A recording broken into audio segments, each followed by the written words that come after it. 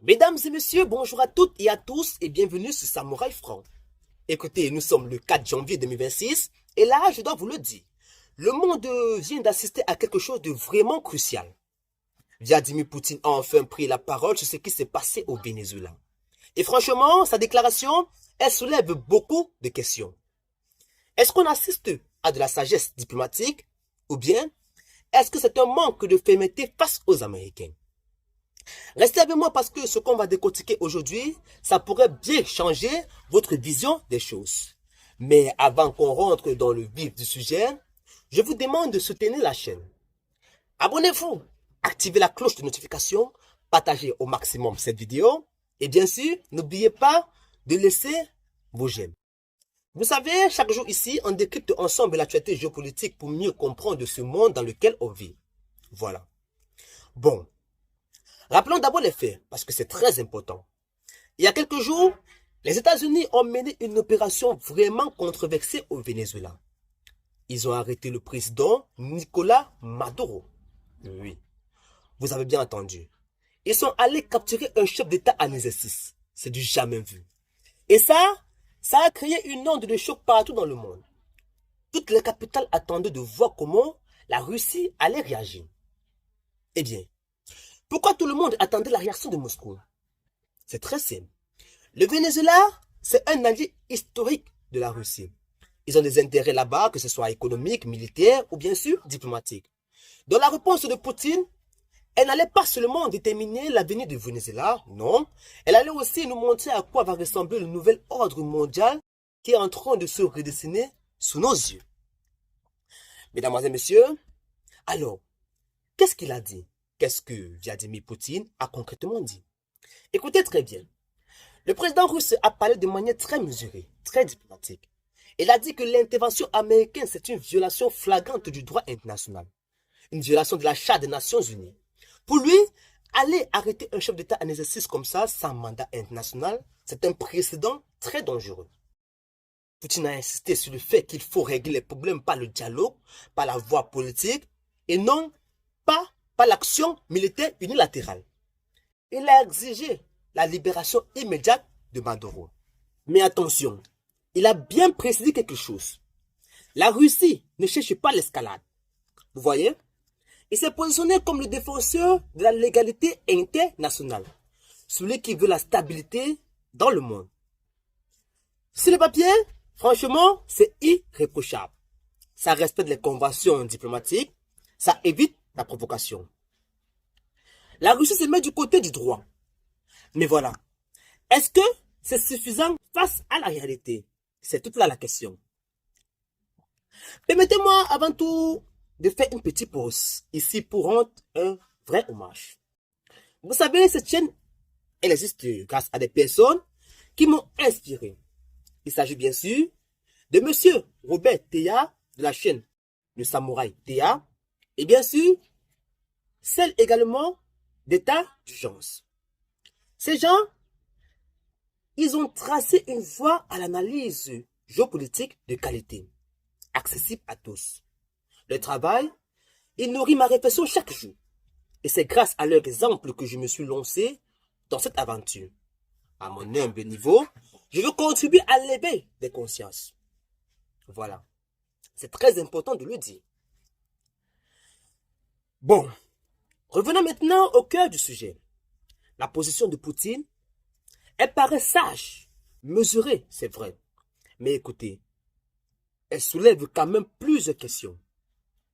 Première question. Est-ce que le monde a vraiment besoin d'une énième condamnation verbale? Parce que franchement, on connaît toute la rhétorique russe maintenant. Respect du droit international, dénonciation de l'unilatéralisme, refus de l'escalade. On a entendu ça combien de fois? Ces formules, aussi justes qu'elles soient, on les a entendues des centaines de fois sans que ça change grand-chose sur le terrain. Et la deuxième question est celle-ci. Qu'est-ce qui se passe quand les paroles ne sont pas suivies d'actions concrètes? Regardez l'histoire récente. Washington, il recule seulement quand il y a une vraie démonstration de force. Que ce soit militaire, économique ou bien sûr diplomatique. Il faut du concret. Une simple déclaration même ferme, ça peut être perçu comme de la faiblesse. Et ça, c'est très dangereux. La troisième question est bien sûr la plus importante. Quel message ça envoie aux alliés de la Russie? Les pays du Sud global, ceux qui comptent sur Moscou pour faire contrepoids à l'Amérique, qu'est-ce qu'ils vont penser? Si la Russie ne défend pas activement ses partenaires stratégiques, pourquoi ils maintiendraient leur confiance? Vous voyez où je veux en venir? Maintenant, posons-nous une question plus large. Et si cette réaction mesurée, c'était une stratégie à long terme? Réfléchissez avec moi. Peut-être que Poutine veut éviter de tomber dans le piège d'une confrontation directe avec les Américains. Peut-être qu'il préfère jouer la carte de la diplomatie multilatérale, mobiliser les institutions internationales. En se positionnant comme le défenseur du droit international, la Russie pourrait vouloir isoler diplomatiquement les États-Unis. Rassembler autour d'elle les pays non alignés, renforcer les briques, créer des structures alternatives. Cette approche patiente, elle pourrait marcher à moyen terme, surtout si Washington continue à faire n'importe quoi unilatéralement. Mais attention, cette stratégie, elle comporte des risques. Parce que, sans réponse forte tout de suite, Trump peut se sentir encouragé à recommencer ailleurs. Cuba, la Syrie, le Nicaragua, d'autres alliés russes pourraient devenir les prochaines cibles. Le précédent vénézuélien, il ouvre une brèche dangereuse. C'est la souveraineté des États qui est en jeu. Écoutez bien, mesdames, mesdemoiselles et messieurs, on est à un tournant historique. L'ordre international qu'on connaît depuis la Seconde Guerre mondiale, celui qui est basé sur la charte de l'ONU et le respect de la souveraineté, il est ouvertement défié. La question, c'est plus de savoir s'il va survivre. La question, c'est qu'est-ce qui va le remplacer? Qu'est-ce qui va le remplacer? Est-ce qu'on retourne à la loi du plus fort, où seule la puissance militaire détermine qui a raison? Ou est-ce que on va voir émerger un nouvel équilibre multipolaire avec plusieurs centres de pouvoir qui se contrebalancent? La réponse, elle se dessine maintenant. Aujourd'hui, dans la façon dont les grandes puissances réagissent à des crises comme celle du Venezuela. Mesdames et messieurs, si cette analyse vous interpelle, laissez votre avis en commentaire. Franchement, j'aimerais savoir ce que vous en pensez. Est-ce que Poutine aurait dû être plus ferme ou est-ce que vous pensez que sa prudence est justifiée? Votre perspective, elle compte. Elle enrichit le débat. Et bien sûr, n'hésitez pas à partager cette vidéo autour de vous. On a besoin d'élargir la discussion sur ces sujets-là. En définitive, voilà ce qu'il faut retenir. La déclaration de Vladimir Poutine, elle révèle les limites de la diplomatie aujourd'hui. Entre le respect des principes et l'efficacité sur le terrain, entre la sagesse et la fermeté, la ligne est très fine. Ce qui est certain, notez bien ce que je vous dis, 2026 sera une année décisive pour l'ordre mondial. Le Venezuela, c'est peut-être juste le premier acte.